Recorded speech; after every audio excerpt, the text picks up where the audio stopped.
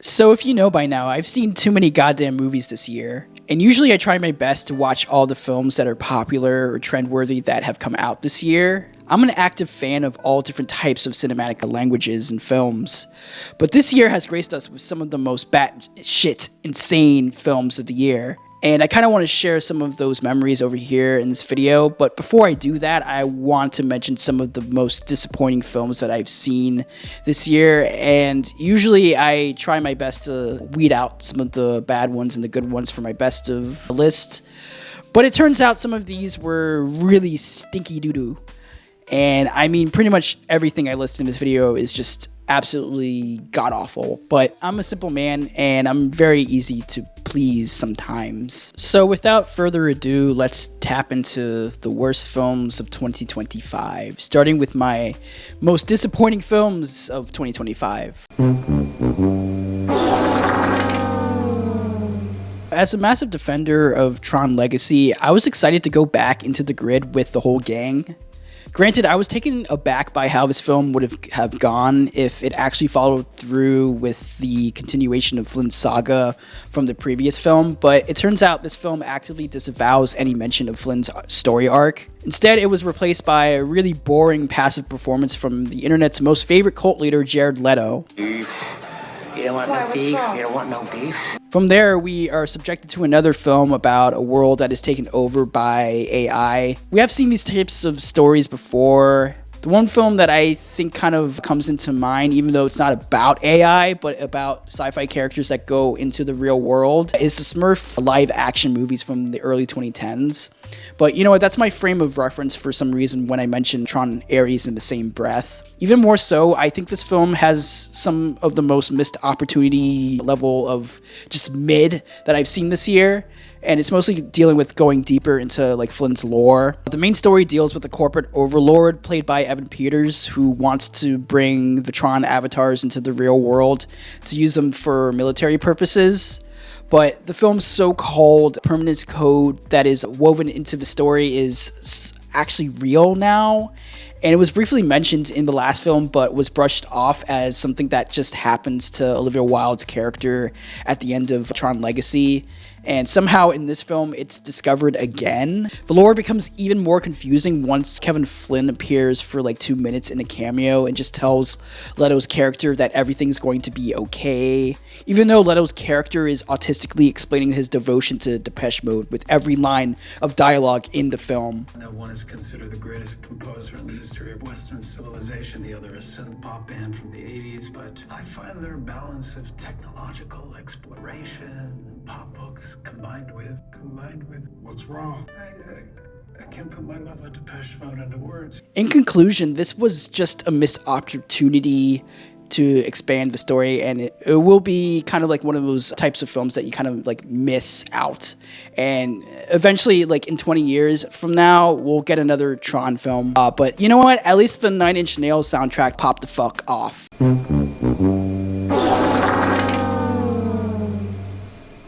So for the case for The Running Man, I just mentioned my reasoning as to why this was massively disappointing as a fan of Edgar Wright's films. You can check out my review for it, but it just boils down to how the material is handled and how Edgar Wright refuses to relate it to the modern social political landscape right now just because it could rustle some jimmies. The whole entire point of The Running Man is to be satirical about the material, while also taking a stand between reacting to tyranny and also tearing it down in the long run.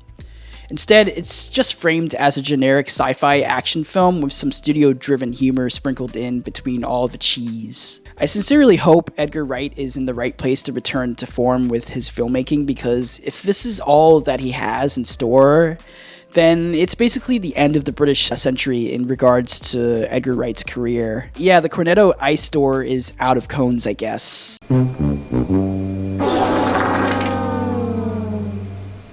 Oh boy, this is going to be fun, man. And honestly, I think Disney is in a rough spot as far as remaking their own properties. Granted, I still am a little bit kind of trapped in the consumer rebate hole where I'm usually excited for these types of films, but I think the new 2 Disney live action remakes that have come out this year have repositioned my stance on these things. Like mentioned before, I'm easily pleased as a guy who just likes to watch movies. So if you put me in a spot where I'm just like, okay, well, I know these films are going to kind of make a splash with general audiences, but at least try to like put an effort into it. And this time around, I'm kind of tired of these types of remakes. They usually do not do anything different from the stories, instead of just omitting some key narrative points in order to deflate the runtime and the attention spans of the audience who pay to see this bullshit. Snow White, for example, was mostly padded out with boring characterizations and extra original songs to kind of pad up the runtime. And man, I don't want to really start with the whole entire shit ass culture wars bullshit that started with this film. I wasn't really paying attention to it because it wasn't my type of thing to kind of like pay attention to, but it wasn't really about that. It has more to do with how Disney handles and treats these types of films, especially in the new age. Unfortunately, Snow White should have just kept its tone and essence of the original film and just call it a day. Instead, we're just left with like ham-fisted moments of like the prince being the one who's on standby while Snow White is getting slimed by the seven dwarves. Poor Rachel Zegler, man.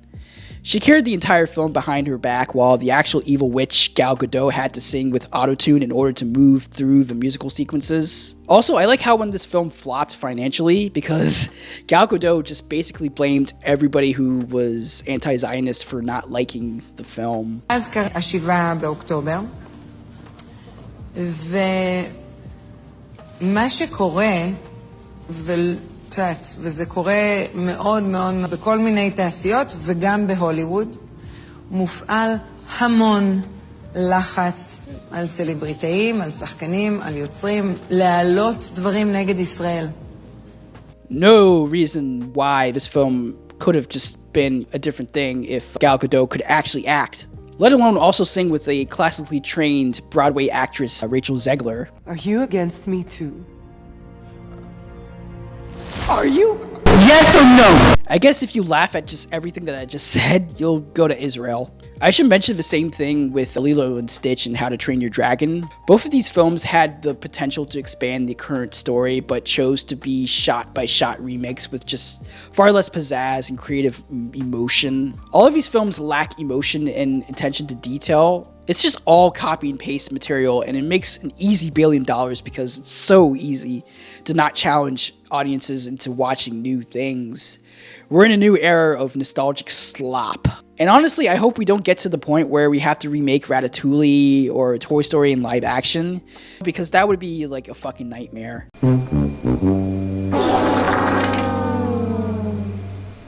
As a black man myself, I'm constantly intrigued by this new epidemic in the horror genre known as racial horror or black horror. Jordan Peele opened the floodgates with this type of subgenre with Get Out.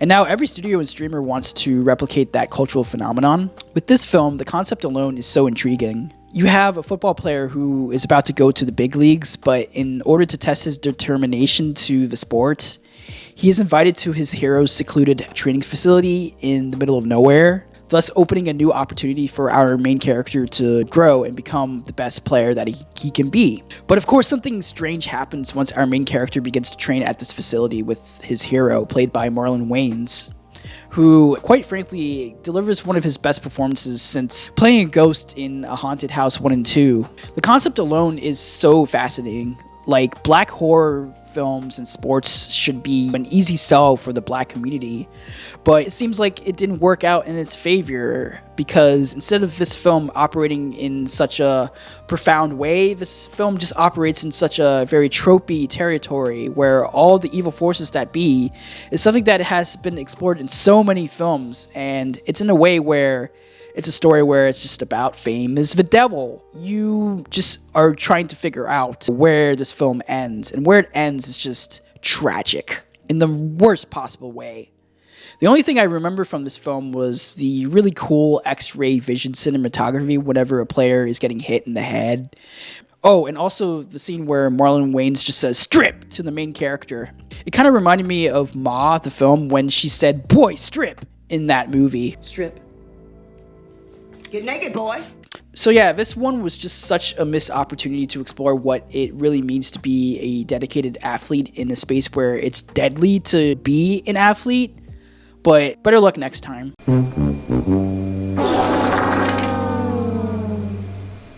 I think we're at an all-time low with these studio-driven horror films. We truly have lost the plot when it comes to sequelizing already middling to decent horror films. But A24 this year took a big hit with Opus, even with its themes of celebrity worship and artistry in the music business. It's a been there, done that situation with that film. And honestly, I would say the same thing with these types of films like The Woman in the Yard, Keeper, The Strangers Part 2, The Black Phone 2, and The Conjuring Last Rites. What's even more sadder is that Chris Stuckman finally released his long-awaited directorial debut called Shelby Oaks. Chris has been advertising this film for years with his Kickstarter to even his ad placements over this film during his film reviews on his YouTube channel, and I for one was really excited to see how Chris was going to make a horror film that felt subversive to the common horror critiques that we would usually see from Chris himself. Unfortunately, for some reason, Chris fell into those subversive traps that he actually criticized on his channel.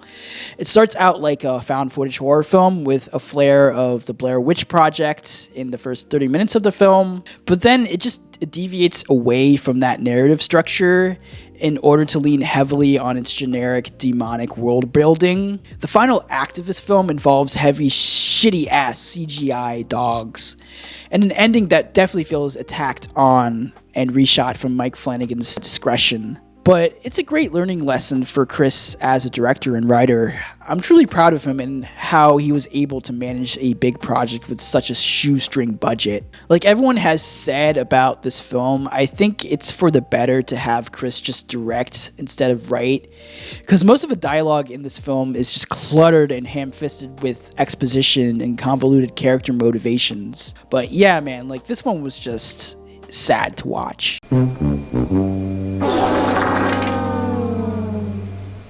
Oh boy, man, this is actually just like a special category that I have to put on the screen alone, because I'm honestly just going to be right up front with you guys. I'm always going to see what Tyler Perry is up to every once in a while. Like, it's visiting an old friend that you haven't seen in a long time. You just want to like know how the brother is doing. And it turns out he's perfectly fine. With Straw, this film, Perry returns to his roots as he's hamming up with the black foolishness, with Taraji P. Henson playing a single mother who loses her job, her salary, her kid, her car, her agency, all in that order. And it's all portrayed in a very special one-day type of moment.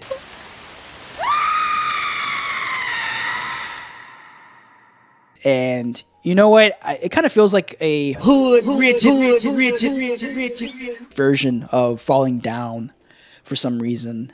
Tiana Taylor plays a sexy cop in this, while Glenn Turman turns in probably one of his finest performances as the boss who is basically the Black Grinch as far as playing with Henson's character emotions. Like the whole time he's telling her to be on time or else he'll fire you, with the emphasis of bitch. And what I mean by that, I mean like he's going like, hey man, fuck you bitch, you better get back to work or else I'll fire you bitch, to paraphrase. I'm not sorry. You brought that shit on your damn self. Your ass is fired. Can I have my check? Oh, you want your check? You know, when you get fired, check is in the mail. Nah, that's company policy. But I mean, he's basically the Unk, and he still has the dog in him. And you know what? That's basically it for this video. I hope you guys enjoy all the disappointing movies that I just listed.